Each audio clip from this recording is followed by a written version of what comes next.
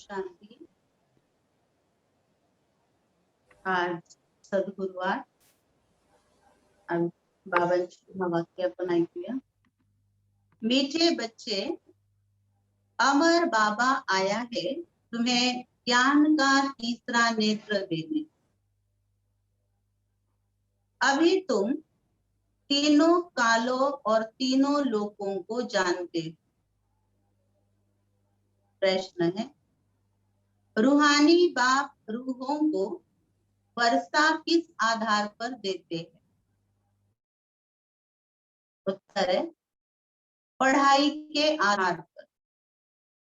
जो बच्चे अच्छी रीति पढ़ते हैं, देह अभिमान को छोड़ देही अभिमानी रहने का पुरुषार्थ करते हैं, उन्हें बाप का वर्षा मिलता है। माना जैसे हम देखते हैं दुनिया में भी जब पढ़ाई पढ़ी जाती है तो उसके रिटर्न में उनको अगर पढ़ाई बहुत अच्छे से पढ़ते हैं तो उनको डिग्री मिल जाती है, और जितनी अच्छी डिग्री होगी उतना ऊंच पद उनको, चाहे वो नौकरी करे चाहे कोई ऑफिस में काम करते हैं, तो उनको जितनी अच्छी डिग्री होती है तो उनकी पगार भी उतनी अच्छी हो जाती है। यहाँ पर भी बाबा हमें कहते हैं कि हमें भविष्य, हमारा अगला जन्म, अगले 21 जन्म अगर हमें सुधारने हैं, अच्छे करने हैं, तो हमें क्या करना पड़ेगा?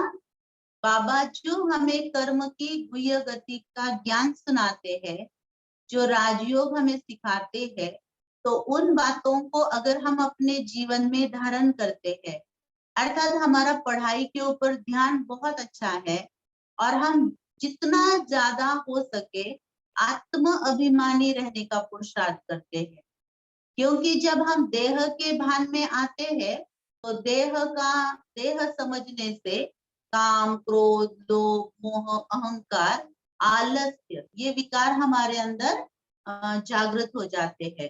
परंतु जितना ज्यादा हम अपने आप को आत्मा समझेंगे तो आत्मा के जो 7 गुण है वो जागृत हो जाते हैं।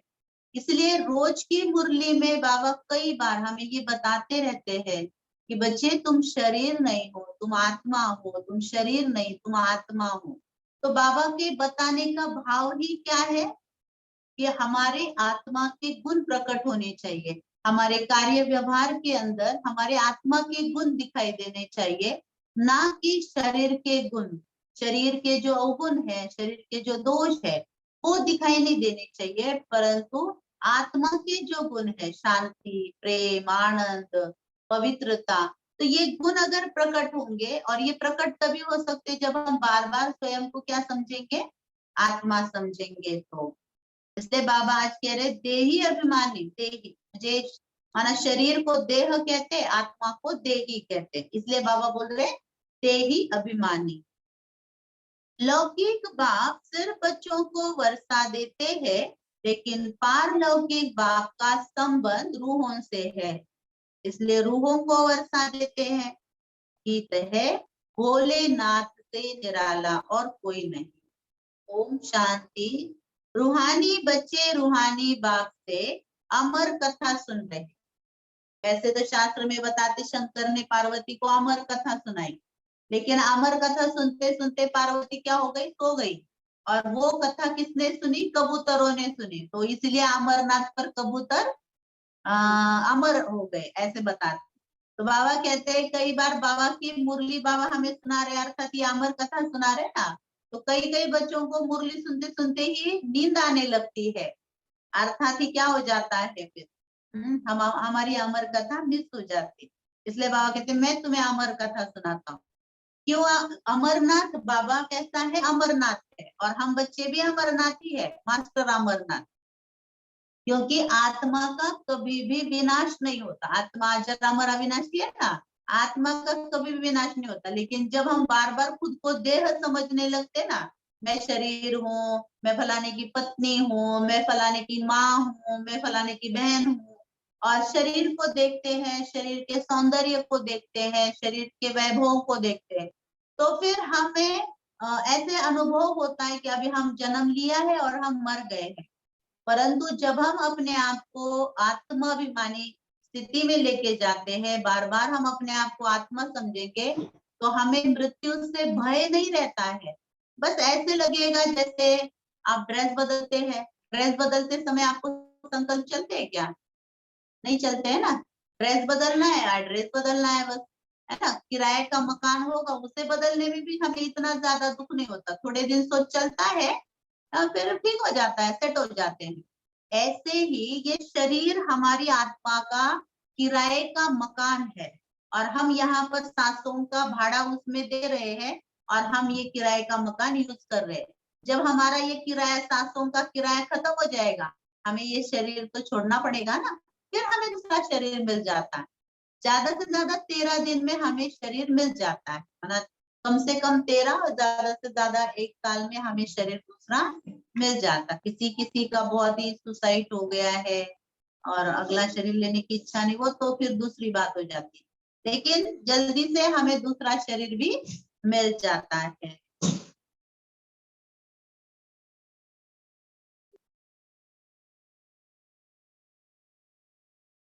निर्वाण धाम को अमरलोक नहीं कहा जाता। अमरलोक जहाँ तुम अकाले मृत्यु को नहीं पाते हो, इसलिए उनको अमरलोक कहा जाता है। रूहानी बाप जिनको अमरनाथ कहा जाता है, जरूर अमर लोक में ले जाने के लिए मृत्यु लोक में कथा सुनाएंगे।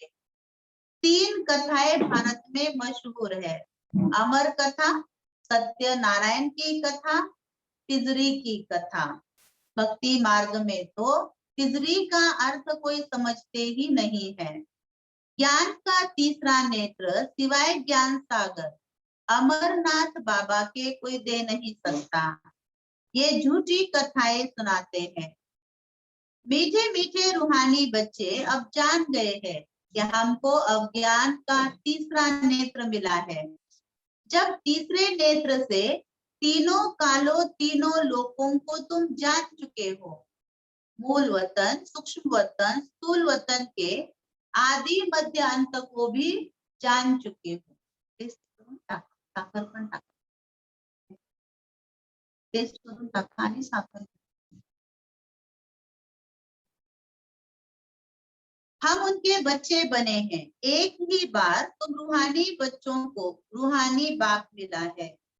रूहों को पढ़ाते हैं और सब देह अभिमानी होने के कारण कहते हैं, मैं यह पढ़ता हूँ, मैं यह करता हूँ। देह अभिमान आ जाता है ना। देह अभिमान तो बहुत नीचे गिराने का काम करता है। बार बार मनुष्य आजकल छोटे छोटे बच्चों से लेकर बड़े बूढ़े सभी में देह का भान भरा पड़ा है ना। मैं ही करता हूँ, मेरे सिवा तो कोई करता ही नहीं है, मुझे ही करना पड़ता है, मुझे ही संभालना पड़ता है, मुझे ही ध्यान देना पड़ता है ना। तो मैं नहीं करूंगा तो कुछ भी नहीं होगा, कुछ भी नहीं, पत्ता भी नहीं हिलेगा घर का। ऐसे हम देह भान में चलते हैं। परंतु एक मराठी में ऐसे एक कविता लिखी हुई है, तू जाता राहिल काय काय जन पळभर मनती नहाया है। माना अगर हम शरीर छोड़कर के भी जब चले जाते हैं, तो ऐसे कभी नहीं होता है कि हम जाने के कारण हमारे पीछे सब कुछ रुक जाता है, ठहर जाता है। नहीं, कुछ भी नहीं ठहरता है। अगर हम देखें कि भगवान ने, कहते हैं ना, चोंच दी है तो दाना देने की जिम्मेवारी भी उसी की हो जाती है। इसलिए हमें ज्यादा सोचने की जरूरत नहीं है। हमें ज्यादा देह अभिमान में आकर, अहंकार में आकर के कर्म कभी नहीं करने चाहिए। भगवान ने मुझे ये घर दिया है, निमित्त रूप में दिया है, संभालने के लिए दिया है। अगर मैं मेरी जिम्मेवारी बहुत अच्छे से निभाता हूँ, तब भगवान मुझे आगे जो जिम्मेवारी देंगे वो और बड़ी देंगे और अच्छी देंगे। तो इसीलिए जैसे नौकरी में भी हम देखते हैं कि कोई इंसान बहुत अच्छे जिम्मेवारी से काम करता, तो उसका पद बढ़ जाता है, उसका पगार बढ़ जाता है। ऐसे ही भगवान की इस दुनिया में भी हमें जो लोग मिले हैं संभालने के लिए, तो हम उनके निमित्त है बस। वो बच्चे तो भगवान के ही है, भगवान ही चलाएगा, भगवान ही कराएगा। हम अच्छे से नहीं करेंगे तो इसका मतलब ये नहीं होता है कि उनका अच्छा नहीं होगा। कई बार अगर देखेंगे, अनाथ बच्चे भी तो कितनी ऊंची ऊंची पोस्ट पे चले जाते हैं, उनको संभालने वाला तो कोई नहीं होता। तो ये भाग्य की भी बातें होती है। तो हम कभी भी निमित्त समझ करके अपना अहंकार न दिखाए कि अगर मैं नहीं रहूंगा तो कुछ भी नहीं होगा। ऐसे कुछ भी नहीं होता है। जिसका जैसे चलना है, जिसका जैसा समय होता है वैसे ही होता है। लेकिन हमें निमित्त बन करके, निर्माण बनकर अगर कर्म करेंगे तो हमारा भाग्य बढ़ जाता है। बाबा से हर एक बच्चा वर्षा लेने का हकदार है, क्योंकि सब रूहानी बच्चे हैं। लौकिक संबंध में सिर्फ एक बच्चा वर्षे का हकदार बनता है और पारलौकिक संबंध में सभी बच्चे हकदार। बाबा के पास जितने बच्चे आए, 9 लाख आएंगे, 33 करोड़ आएंगे, सब हकदार है। बाबा सभी को वर्षा देगा, परंतु हर एक की योग्यता अनुसार ही देगा। कहते हैं पार्वती को पहाड़ों पर कंदराओं में जाकर कथा सुनाए। ये तो रॉन्ग हो जाता है। अब तुम बच्चे जानते हो सच क्या है। सच तो जरूर बाबा सुनाएंगे। बाबा एक बार सच सुनाते हैं और सचखंड का मालिक बनाते। बाबा ही सत्य सत्य बताते। वैसे तो शास्त्र में जो भी कथा कहानियां बताई है ना, उसके पीछे भाव बहुत अच्छे अच्छे हैं, परंतु आज तो हमने भाव लेते ही नहीं ना। हम तो कथा को वैसे के वैसे यूज करते हैं, है ना, और अपनी हिसाब से मोड़ देते हैं। देखो, गीता को भी मनुष्य ने क्या कर दिया, अपने हिसाब से मोड़ना शुरू कर दिया। नहीं, ये अर्थ होगा भगवान का, ये अर्थ अपने मन से ही बनाते हैं, अपने हिसाब से ही चलाते हैं। इसलिए बाबा कहते हैं ये झूठ खंड बन गया है। जैसे बताते कि एक डॉक्टर ने एक लेक्चर रखा था, शराबियों का शराब छुड़ाने के लिए उन्होंने लेक्चर रखा था। फिर उस लेक्चर में उसने दिखाया कि एक शराब की बोतल में एक केंचुआ होता है ना, मराठी में उसे गांडूल,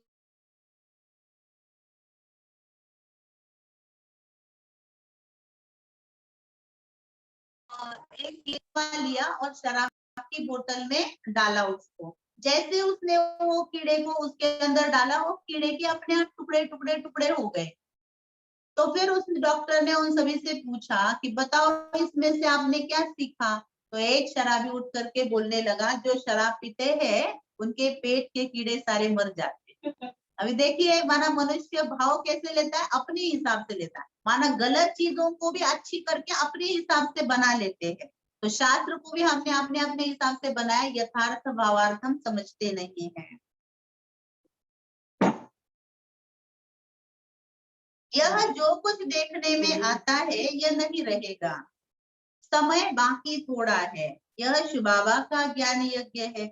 जैसे लौकिक संबंध में भी बाबा यज्ञ रचते हैं। कोई रुद्र यज्ञ रचते, कोई गीता यज्ञ रचते, कोई रामायण यज्ञ रचते हैं। यह है शिव बाबा या रुद्र ज्ञान यज्ञ। यह अंतिम यज्ञ है। तुम जानते हो हम अमरपुरी में अब जा रहे हैं। बाकी थोड़े मिनट का अब रास्ता है। कोई भी मनुष्य को यह पता नहीं है। वो तो कह देते हैं मृत्यु लोक से अमर लोक में जाने के लिए 40,000 वर्ष पड़े हैं। अमर लोक सत्युग को कहा जाता है। तुम बच्चों को अभी सम्मुख बाप अमर कथा, तिजरी की कथा, सत्य नारायण की कथा सुनाते हैं। भक्ति मार्ग में क्या क्या होता है वो तो देखो। भक्ति मार्ग का कितना विस्तार है। जैसे झाड़ का विस्तार होता है ना, तो भक्ति मार्ग में भी कर्म कांड का विस्तार है। यज्ञ है, व्रत है, नेम है, जप तप तीर्थ यात्रा सब करते हैं। इस जन्म के भक्त तो बहुत बैठे हैं। मनुष्य की वृद्धि होती रहती है। तुम भक्ति मार्ग में आए हो तभी तो दूसरे धर्म हुए हैं। हर एक का अपने धर्म से कनेक्शन है। हर एक की रस्म रिवाज अलग है। भारत अमरपुरी था, भारत अब मृत्यु लोक है ना। पहले भारत अमर लोक था। अर्थात बाबा कहते हैं सतयुग में जो भी आत्माएं होती है अपनी इच्छा से ही शरीर छोड़ेंगे। कभी भी कहीं भी कैसे भी शरीर नहीं छोड़ते सतयुग में, त्रेता युग में। परंतु कलयुग में आते आते मनुष्य, ये दुनिया क्या हो गई, मृत्यु लोक। ये छोटा बच्चा जन्म लेता है तो हम नहीं बता सकते कि ये कितने साल जीवन जीने वाला है, इसलिए इसको मृत्यु लोक कहते हैं। कभी भी कहीं भी किसी की भी मृत्यु हो सकती है। तुम आदि सनातन देवी देवता धर्म वाले थे, परंतु अब पतित होने के कारण तुम अपने को देवता नहीं कह सकते। ये भूल गए हैं हम सो देवता थे। जैसे कहते हैं क्राइस्ट ने हमारा धर्म स्थापन किया, हमारे क्रिश्चियन चले आए। ऐसे नहीं कि यूरोपियन धर्म के हैं, यूरोप में रहने वाले यूरोपियन धर्म नहीं है, यूरोपियन संस्कृति है, कल्चर, यूरोपियन कल्चर है, संस्कृति, लेकिन धर्म कौन सा है? क्रिश्चियन। ऐसे हिंदुस्तान में रहने वाले हिंदू कल्चर है, लेकिन धर्म कौन सा है? आदि सनातन देवी देवता।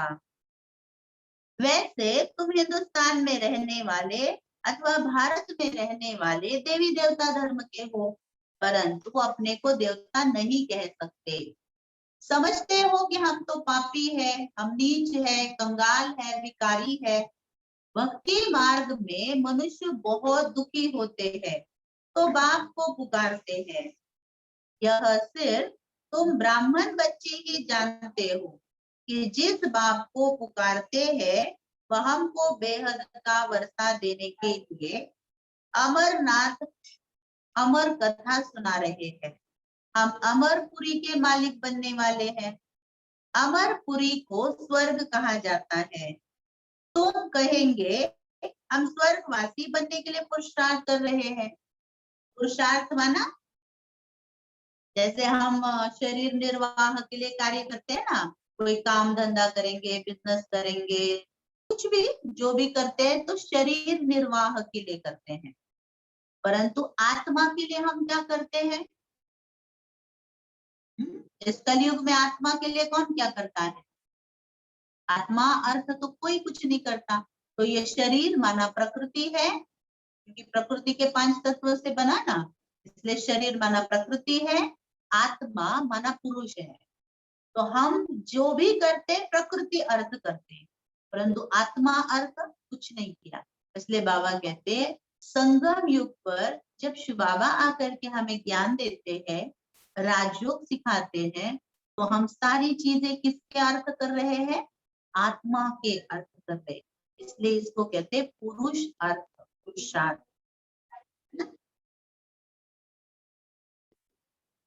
तो पुरुषार्थ कर रहे हो अमरपुरी वैकुंठ में जाने के लिए। पुरुषार्थ कराने वाला कौन है? अमर बाबा है, जिनको अमरनाथ भी कहा जाता है। इस यज्ञ को पाठशाला भी कहा जाता है। दूसरे कोई पाठशाला को यज्ञ नहीं कहेंगे। यज्ञ अलग रचे जाते हैं, जिसमें ब्राह्मण लोग बैठकर मंत्र पढ़ते हैं। बाबा कहते हैं ये तुम्हारा कॉलेज भी है, ये तुम्हारा यज्ञ भी है, दोनों इकट्ठा है। तुम जानते हो इस ज्ञान यज्ञ से विनाश ज्वाला प्रज्वलित हुई, इसमें सारी दुनिया स्वाहा हो जाती है, फिर नई दुनिया बननी है। इसका नाम है महाभारी महाभारत लड़ाई। एक जैसी लड़ाई और कोई होती नहीं है। कहते हैं युद्ध में मुसलमानों से लड़ाई हुई, युद्ध में मुसलों से लड़ाई हुई, तुम्हारे साथ लड़ाई तो है नहीं। इसको महाभारत लड़ाई क्यों कहते हैं? भारत में तो एक ही धर्म होता है ना, मौत तो बाहर है, यहाँ लड़ाई की तो बात ही नहीं है। बाबा समझाते हैं तुम्हारे लिए नई दुनिया चाहिए तो जरूर पुरानी दुनिया का विनाश होता है। तुम बच्चों की बुद्धि में विराट रूप का सारा ज्ञान है, यह भी समझते हैं जो कल्प पहले आए थे वही आएंगे देवता बनने के लिए। बुद्धि का काम, हमारा ज्ञान को समझना, जीवन में धारण करना, ये किसका काम है? बुद्धि का काम है। कई बार हम कुछ भी करते हैं ना, तो उसके पीछे हम कभी भी बुद्धि यूज नहीं करते हैं, माना सोच समझ के काम नहीं करते। वैसे तो अगर हम बच्चे को बोलेंगे ना कुछ करने के लिए, तो उसको कहते हैं अच्छा सोच समझ के करना, जो भी करना सोच समझ के करना। तो सोचना किसका काम है? मन का। और समझना किसका काम है? बुद्धि का। तो कई बार हम सोचते तो बहुत है, लेकिन समझते कुछ भी नहीं। इसलिए बाबा कह रहे हैं बच्चे सोच समझ के करना, जो भी करना सोच समझ के करना।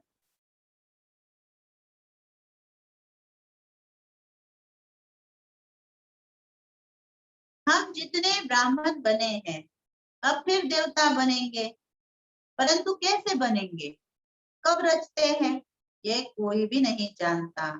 क्या शुरू में मनुष्य नहीं है जिनको रचते हैं, बुलाते हैं हे पतित पावन आओ, तो जरूर मनुष्य पतित होते हैं, तभी तो बाप आते हैं। मनुष्य को बदलना है, तुमको बाप नई दुनिया का लायक बनाते हैं।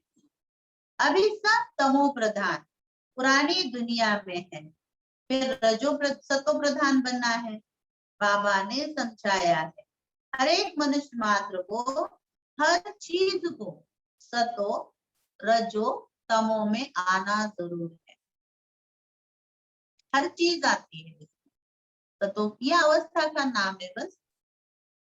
जैसे दिन की अवस्थाएं होती है, अभी सुबह हो गई तो दोपहर होएगी ना, दोपहर हो गई तो भी शाम तो होने ही वाली है, शाम हो गई तो रात तो होगी। ऐसे ही हम बच्चे थे, फिर किशोर बने, फिर युवा बने, फिर प्रौढ़ बने, फिर वृद्ध बनेंगे।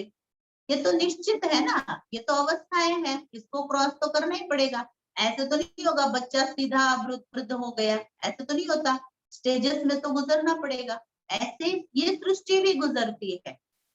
जब वो सतयुग में होती है तो उसकी अवस्था बहुत अच्छी होती है, प्रकृति की अवस्था बहुत अच्छी होती है। फिर त्रेता युग आता है तो थोड़ी कम हो जाती है, फिर द्वापर युग आता है और कम हो जाती है, फिर कलयुग आता है तो अवस्था थोड़ी खराब हो जाती है, तमो प्रधान हो जाती है ना। तो अवस्थाओं में से तो गुजरना है। कपड़ा भी पहले नया होता है और फिर धीरे धीरे पुराना हो जाता है। तुमको अभी ज्ञान मिला है, सच्ची सच्ची सत्यनारायण की कथा अभी तुम सुन रहे हो। गीता है सर्वशास्त्रमयी शिरोमणि श्रीमद् भगवत गीता। अगर कोई इंसान इस कलयुग में गीता में, वैसे आज मनुष्य ने लिखी गीता, भगवान ने भले उच्चारी है, लेकिन दिव्य दृष्टि के आधार से बाद में लोगों को जैसे समझती गई वैसे वो लिखते गए, और फिर उसमें भी अपनी मनमत को मिक्स करते गए, तो रहते रहते क्या हो गया, हुँ? आटे में नमक मिसली ज्ञान रह गया गीता में। और इसीलिए जो सदगति होनी चाहिए वो नहीं हुई। जैसे अगर किसी को हम 50 लोगों को लाइन में खड़ा कर देंगे और पहले इंसान के हाथ में एक बर्फ का गोला देंगे, तो सबके हाथ गीले होते होते होते लास्ट में वो जो बर्फ का गोला है वो कितना रहेगा, बिल्कुल ना के बराबर रहेगा। ऐसे ही शास्त्रकारों ने जब द्वापर युग में गीता लिखी तो उस समय तो उसमें कई बातें बहुत अच्छी थी, मार्मिक थी, या वो भगवान ने जो बताई उसमें से थोड़ी ज्यादा थी। लेकिन आज हम देखते हैं मन मत मिक्स करते करते करते गीता के ऊपर भी टीका टिप्पणियां होती गई ना। इसलिए तो लोकमान्य तिलक की गीता अलग, महात्मा गांधी जी की गीता अलग, रविंद्रनाथ टैगोर की गीता अलग, बहुत सारी गीताएं हो गई है। असली ओरिजिनल गीता भी वो फिर अलग हो जाती है, उसके श्लोकों की संख्या भी बढ़ गई है, बहुत कुछ हो गया है। कलयुग में आते आते द्वापर युग से, है ना, 2500 वर्ष का समय है। 2500 में क्या क्या नहीं हुआ होगा, बहुत कुछ हुआ होगा ना। इसलिए गीता आज हम देखते हैं ना, आटे में नमक मिसल गया। लेकिन फिर भी अगर कोई उतना भी धारण करे ना तो उसके जीवन का उद्धार हो जाएगा। परंतु आज हम देखते हैं कि गीता सुनाने वाले सोचते हैं कि गीता किसने सुनाई, श्री कृष्ण ने सुनाई। किसको सुनाई, अर्जुन को सुनाई। सुनने वाले भी क्या सोचते, गीता किसने सुनाई, श्री कृष्ण ने सुनाई, और सुनाई किसको, अर्जुन को सुनाई। कोई ये सोचता ही नहीं कि ये गीता मेरे जीवन के लिए भी उपयुक्त है, थोड़ा क्यों ना चलो मैं थोड़ा जीवन में ही धारण कर लूं, या उसके अनुसार मेरा आचरण ही बना लूं। कई लोग तो ऐसे भी सोचते शास्त्र पढ़ते हुए कि ये ज्ञान जो सुनाया वो युग अलग था, वो लोग अलग थे। आजकल के लोगों के साथ हम ऐसे नहीं रह सकते। अच्छे के साथ अच्छा रहना ठीक है, लेकिन बुरे के साथ अच्छा रहना ये तो फिर अन्याय हो जाता है। माना हम देखते हैं कि कई शास्त्र की बातों को हम अपने मतलब के हिसाब से मोड़ करके चलते हैं, इसलिए आचरण में ज्ञान की धारणाएं किसी के भी नहीं हो रही। और ही क्या हो रहा है, काम, क्रोध, लोभ, मोह, अहंकार, आलस्य, ईर्ष्या, द्वेष, घृणा, ये सारे अवगुण, ये सारे विकार जो है वो बढ़ते ही जा रहे, बढ़ते ही जा रहे इस कलयुग में। पहले कहते थे छोटे बच्चे महात्मा समान होते थे, इसीलिए महात्माओं से भी उच्च स्थान छोटे बच्चों को होता था। परंतु आज अगर आप देखेंगे छोटे छोटे बच्चे इतना गुस्सा करते हैं, चीजों को तोड़ते फोड़ते हैं, इतने जिद्दी होते हैं, किसी का कहना नहीं मानते। माना छोटेपन में ही अगर आप देखेंगे ना, संस्कारों में कितनी गड़बड़ हो गई, कितनी गड़बड़ हो गई है। पहले जमाने में बच्चा 10-15 साल का होने तक उसको माँ बाप की आज्ञा के बिना कहीं जाना आना होता ही नहीं था। अगर हम 100 साल पीछे चले जाए, 200 साल पीछे चले जाए, तो आप सोचिए कि उस समय के बच्चे कैसे होंगे, अलग होते थे ना। और आजकल के बच्चे बिल्कुल अलग है। तो कलाएं जैसे जैसे कम होती जाती है, वैसे वैसे अवगुण विकार बढ़ते जाते हैं।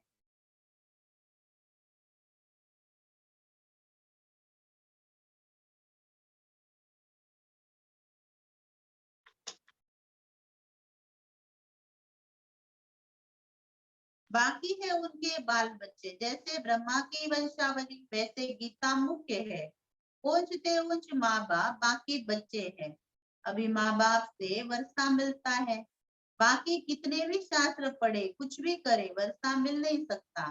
करके जो शास्त्र पढ़ते हैं उनकी बहुत कमाई होती है, वह तो हो गया अल्पकाल के लिए। क्या तुम बच्चे सुनते हो तो वो कितनी कमाई करते हैं, 21 जन्म के लिए कमाई होती है। विचार करो, वह एक सुनाएंगे, सब उनको पैसे देंगे। यहाँ बाप तुम बच्चों को सुनाते हैं, तुम 21 जन्म के लिए साहूकार बन जाते हैं। वहां सुनाने वाले की जेब भरती है। भक्ति आदि करना प्रवृत्ति मार्ग वालों का काम है। तुम हो प्रवृत्ति मार्ग वाले, तुम जानते हो स्वर्ग लोक में हम पूज्य थे, नहीं तो 84 जन्म का हिसाब कहाँ से आए। यह है रूहानी ज्ञान, जो सुप्रीम रूह ज्ञान सागर बाप से मिलता है।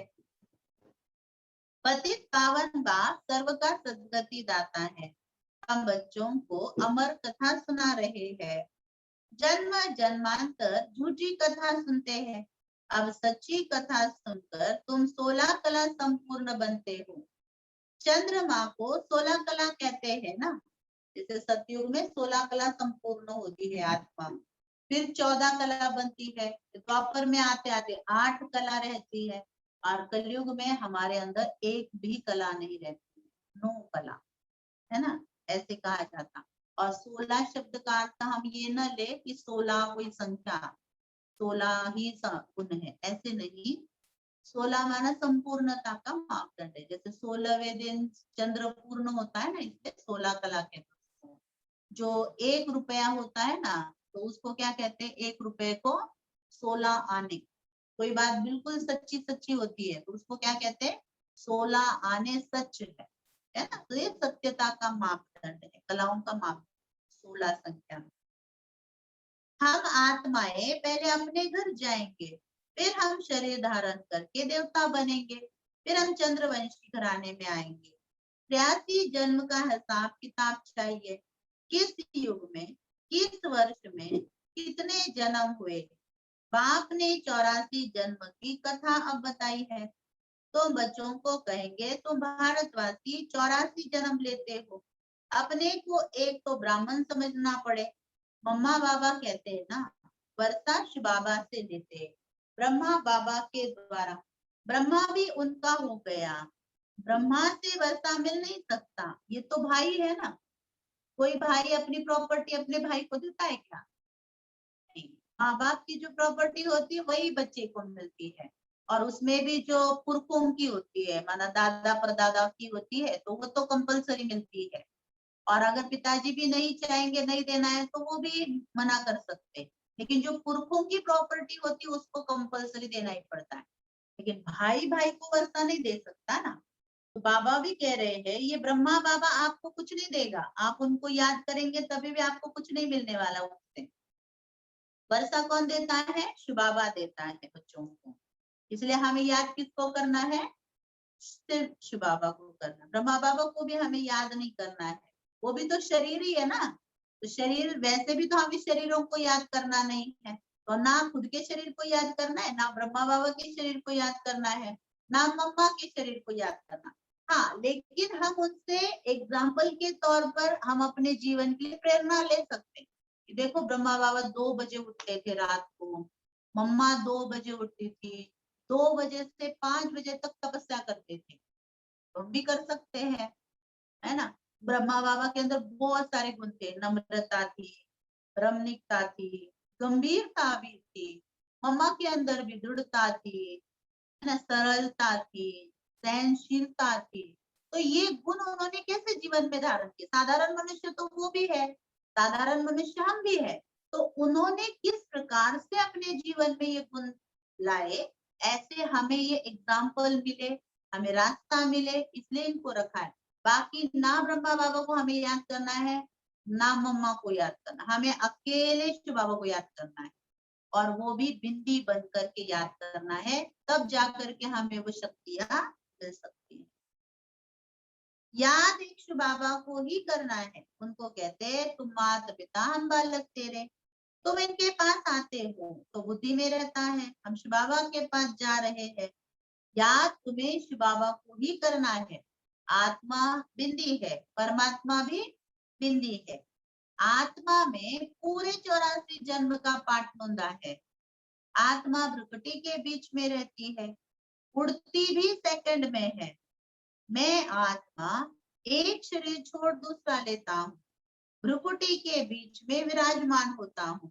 बुद्धि में समझ है ना, ये समझने की बात है, ये अनुभव की बात है ना, कि आत्मा भ्रुकुटी के मध्य में निवास करती है, पिट्यूटरी ग्लैंड के पास उसका सिंहासन है और वो वहां बैठती है।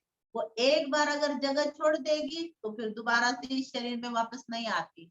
इसलिए आपने देखा होगा कई लोग बड़े बड़े एक्सीडेंट में बच जाते हैं, कुछ नहीं होता उनको, और कोई कोई ठेस लगने से भी मर जाते, क्योंकि आत्मा की इच्छा होती है वो शरीर छोड़ देती है।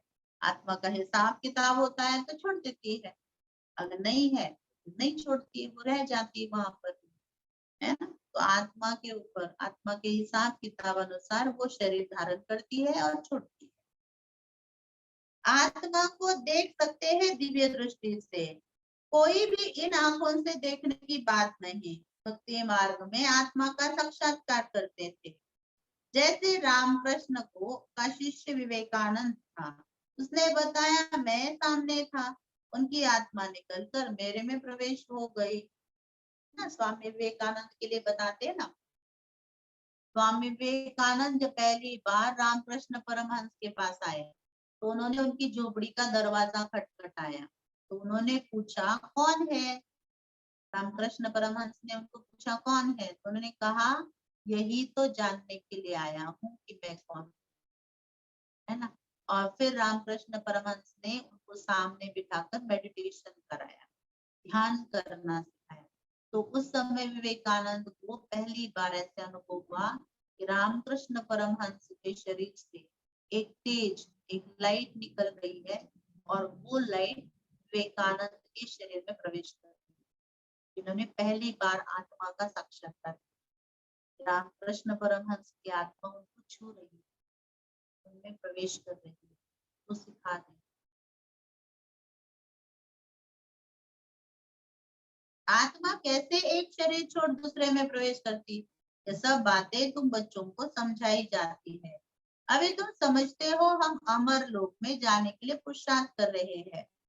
अमर लोक में हम जन्म लेंगे, वहां हम गर्भ महल में होंगे।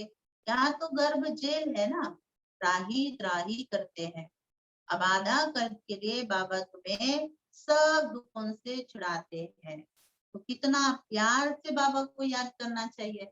जो बाबा हमें सुख देते हम उन्हें भूल जाते, जो लोग हमें दुख देते हैं हम उन्हें याद करते रहते हैं, याद खुद भी करते रहते हैं, 4 लोगों के पास जाकर के भी सुनाएंगे। मैं उसको नहीं भूलूंगा, मुझे इतना दुख दिया है उसने, मैं कभी भूल नहीं सकता, मैं जिंदगी भर नहीं भूलूंगा। माना जैसे खुद ही खुद को श्राप दे देते हैं। उस व्यक्ति ने एक ही बार आपको दुख दिया और हम उसको याद कर करके सालों तक रोते रहते हैं, तो हम क्या हो गए? समझदार, सयाने, क्या कहेंगे, है ना? तो गलत हो गया। और भगवान जो कहता है, बच्चे मैं तुम्हें सुख देता हूँ, मैं तुम्हें सुख देने के लिए आया हूँ, मुझे याद करो तो तुम्हें सुख मिलेगा, तुम्हें शांति मिलेगी। और हम कहते हैं भगवान हम आपकी याद को भूल ही गए। भगवान को कब याद करते? जब दुख होता है तभी याद करते, सुख में तो करते ही नहीं है ना? बाकी तुम्हें तो मुझे सबसे ज्यादा याद करना चाहिए, और हम सबसे कम बाबा को याद करेंगे, बाकी सबको याद करेंगे, फिर उनसे धोखा भी खाएंगे, उनसे दुख भी मिलेंगे, वो रोएंगे भी, कुटेंगे भी, कुछ भी करेंगे, लेकिन लोगों को याद करेंगे। मिलता कुछ भी नहीं, फिर भी उनको याद करते रहते हैं। और बाबा को याद करने से कितना कुछ मिल जाता, हमारे 21 जन्म का उद्धार हो जाए।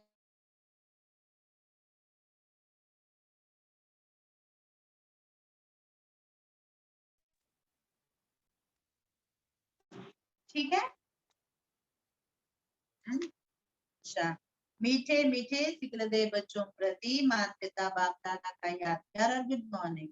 रूहानी बाप की रूहानी बच्चों को नमस्ते। हम रूहानी बच्चों के रूहानी बाप दादा को याद प्यार गुड मॉर्निंग, नमस्ते नमस्ते, ओम शांति। धारणा के लिए हम सार सुनेंगे। स्वयं को रूह समझ रूहानी बाप से पढ़कर पूरा वर्षा लेना। सचखंड का मालिक बनने के लिए सच्ची सच्ची कथा सुननी है और सुनानी। दूसरा, जिस बाप से बेहद का वर्षा मिला है उसे याद करना है, किसी भी देहधारी को याद नहीं करना है। इस पुरानी दुनिया को आग लगनी है, इसलिए इसे देखते भी नहीं देखना है, देखते हुए नहीं देखना है इस दुनिया को, ना देखने का पुरुषार्थ करना है ना? जैसे पिक्चर में जो सीन अच्छी नहीं लगती तो कई लोग आंखें बंद कर लेते, इधर उधर देखते हैं क्योंकि वो सीन अच्छी नहीं लगती। ऐसे बाबा कहते हैं कि तुम्हें इसको देखते हुए देखना ही नहीं है दुनिया को, भले आकर्षण करने वाली हो लेकिन इसको देखना नहीं। वरदान है, मन मनाभव की विधि द्वारा मन रस की स्थिति का अनुभव करने और कराने वाले सर्व बंधन मुक्त प्रभु। जो बच्चे लोहे की जंजीर और महीन धागों के बंधन को तोड़ बंधन मुक्त स्थिति में रहते, वे कलयुगी स्थूल वस्तुओं की रचना व मन के लगाव से मुक्त हो जाते। उन्हें देह अभिमान व देह के पुरानी दुनिया की कोई भी वस्तु जरा भी आकर्षित नहीं करती। जब कोई भी इंद्रिय के रस अर्थात विनाशी रस के तरफ आकर्षण ना हो, तो अलौकिक अतीन्द्रिय सुख व मन रस का अनुभव होता है। इसके लिए निरंतर मन मनाभव की स्थिति है। मन मनाभव इसका अर्थ होता है मन ईश्वर की शरण में लगा दो, ईश्वर की लौकिक दुनिया में कहते ईश्वर के चरणों में लगा दो, भगवान के चरणों में मन को लगा दो, तो ये मन मनाभव की स्थिति है। और ये सर्वश्रेष्ठ स्थिति होती है जिससे हमें अतीन्द्रिय सुख का अनुभव होता है और मन रस का अनुभव होता है। आजकल हमारा मन उदास रहता, नाराज रहता, दुखी होता, परेशान होता, ज्यादा सोचता, तो बाबा कहते इससे बचने का साधन ही है मन मनाभव।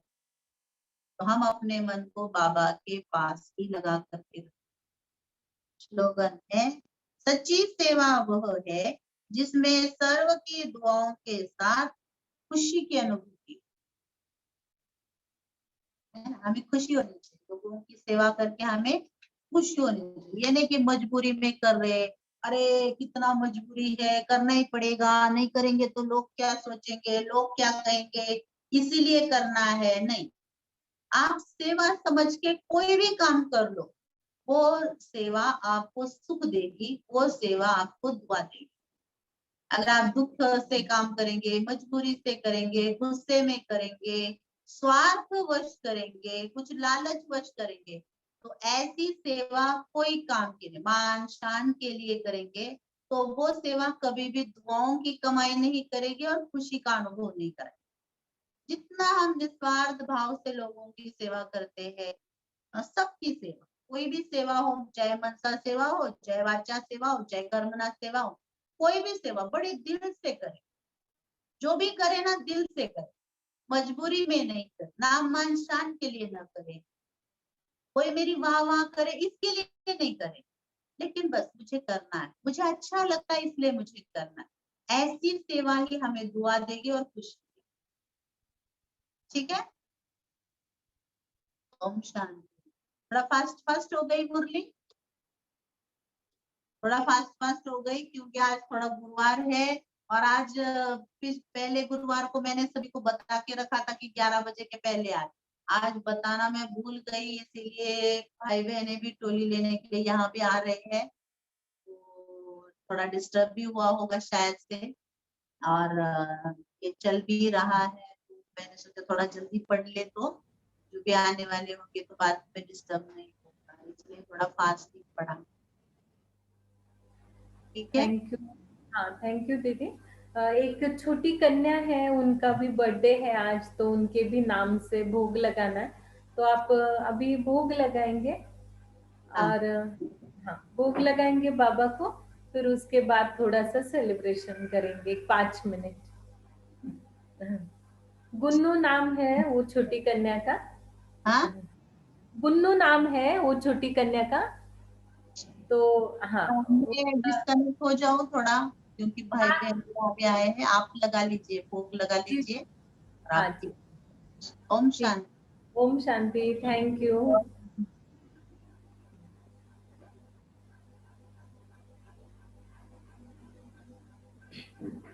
तो चले हम सभी मिलकर बाबा को भोग स्वीकार करें।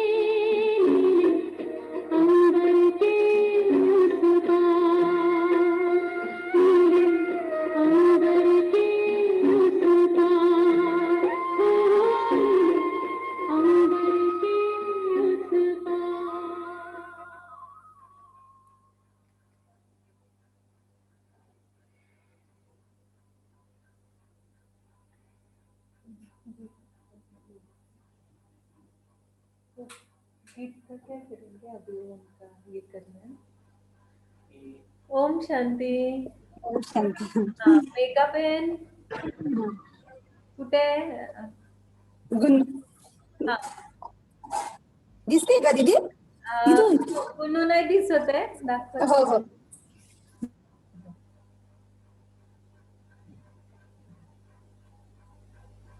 है ना, तिचा बर्थडे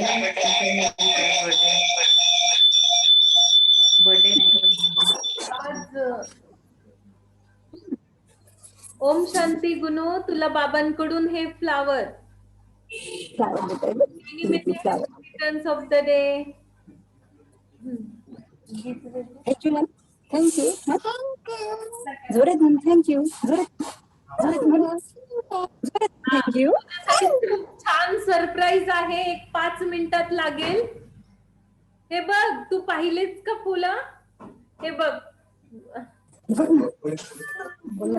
हे गुलाबाचं फुल तुझ्यासाठी.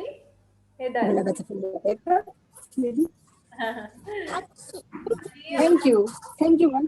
थँक्यू.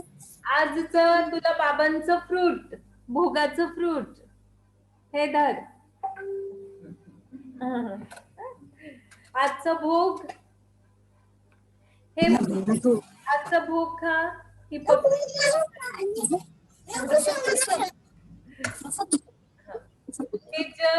हे जल P.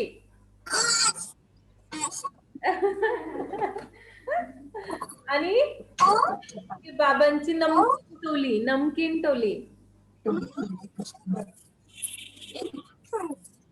Thank you ma'am. Thank you. Thank you ma'am.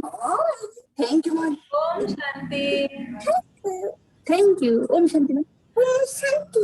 ओम शांती. काहीतरी गा तू, आज गा. तुला एक गाणं म्हणून दाखव.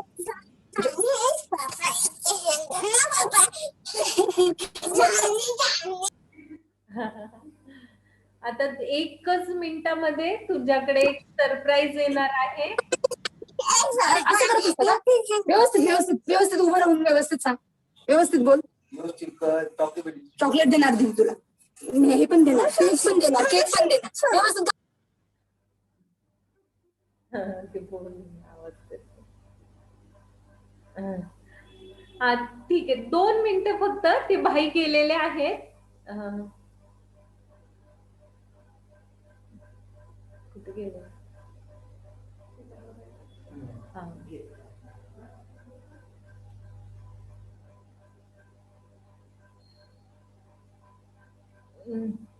Speaker unmute. हा, अच्छा, ऐकू येते. हा हा, 2 मिनिटं.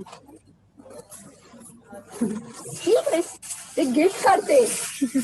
हो हो हो हो. दाखव, आम्हाला सगळ्यांना दाखव काय आहे. हा, नाही हे बघ, गिफ्ट दाखव. दाखव त्यांना, दीदी दाखव. वा वा वा वा.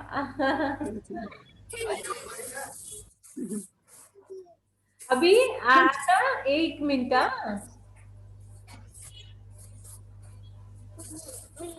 हा, आता एक गिफ्ट आहे. तर बघ, पितांबर भाई आलेत. ओम शांती. ते तुझ्यासाठी एक गीत वाजवणार आहेत. हा, छान छान गाणं म्हणतात तुझ्यासाठी एक मस्त पियानोवर तुझ्यासाठी गीत वाजणार. चल इकडे चला.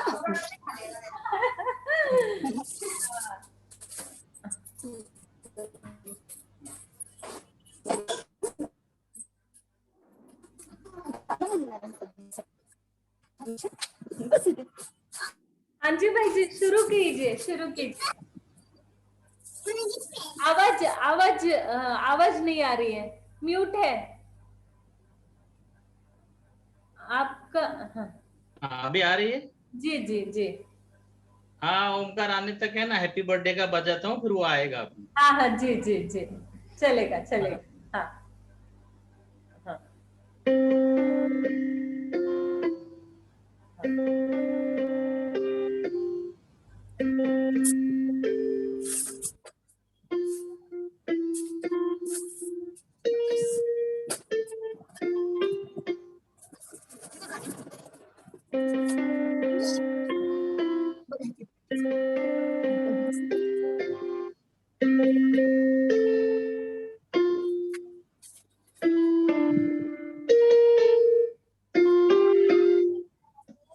हाँ आ रही है आवाज? हाँ, आ रही है, आ रही है, आ रही है। हाँ हाँ, और एक बार हाँ हाँ हाँ हाँ।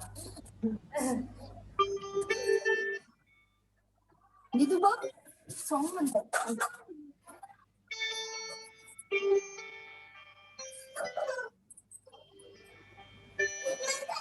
हे फक्त साठी बघ सॉन्ग म्हणताय आमचं. हे बघ, इकडे बघ.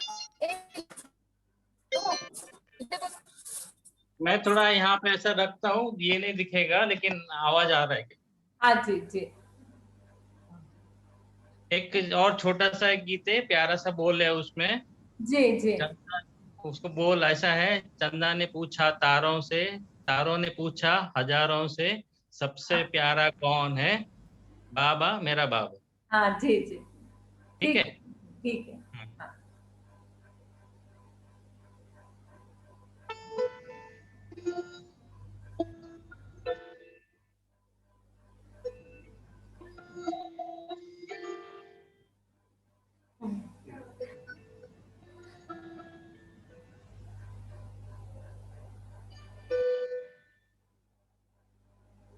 एक मिनट, हाँ एक मिनट। हाँ, जी जी जी।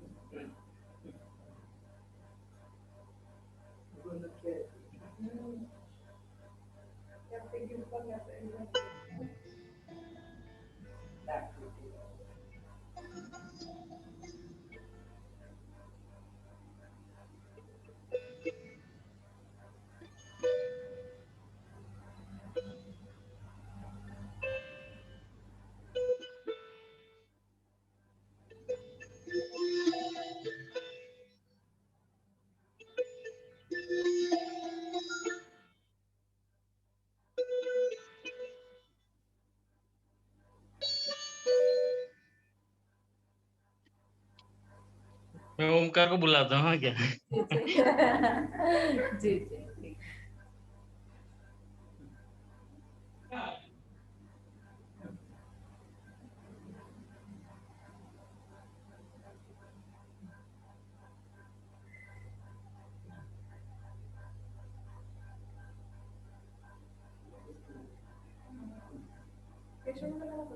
नाही गावी गेलेत ना. हा हा, म्हणून तिकडनं जॉईन झालं. हा हा, मेघा बहन. ओम शांति. ओमकार भाई Om Shanti, thank you so much. आप बजा रहे गीत. हाँ, आवाज थोड़ा सा कम आ रहा है, थोड़ा सा आवाज.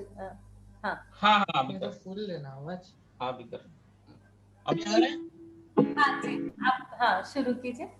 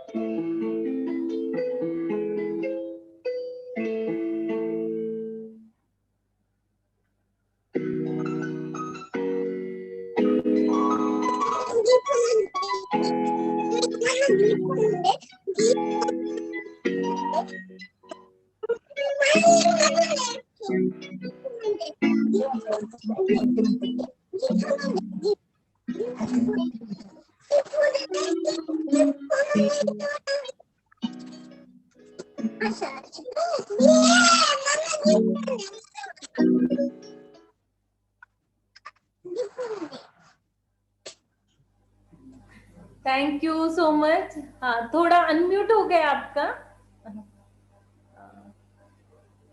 अभी हाँ, आ रहा है। Thank you so much Omkar भाई, आपने बहुत अच्छा वेलकम। गीत बजाया। ये छोटी हाँ। कन्या का बर्थडे आप ये मेघा बहन है और उनकी कन्या गुन्नू गुन्नू को गुन्नू का क्या हुआ? तुम्ही बघ अंकल बघ, थँक्यू म्हण अंकलला. अनम्यूट कर दे. हाँ, ये छोटी कन्या है। भैयाला थैंक यू मान गुन्नू। छोटी सी। हाँ, गुन्नू कह रहा है। आपको हम सभी की तरफ से बहुत बहुत थैंक्स ओमकार भाई, बहुत अच्छा गीत बजाया। आप टोली खाने के लिए आना बाबा के घर में, आज गुरुवार है। हाँ, हाँ हाँ। ठीक है ठीक है। ओम शांति। ओम शांति। हाँ जी।